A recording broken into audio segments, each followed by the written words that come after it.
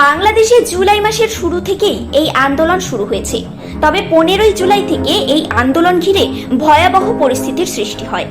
Quota system তুলে দেওয়ার প্রতিবাদে ছাত্র মিছিল, মৃতের সংখ্যা প্রায় 6, আহত হয়েছেন বেশ অনেকেই। বাংলাদেশের ঢাকা, চট্টগ্রাম, রংপুর সহ বিভিন্ন জেলা উপজেলায় ছড়িয়ে পড়েছে এই আন্দোলনের আজ তারই প্রতিবাদে একাডেমি চত্বরে জমায়েত হবেন। বাংলাদেশের টানা যে একই দাবিতে লড়াই, বাংলাদেশের ছাত্ররা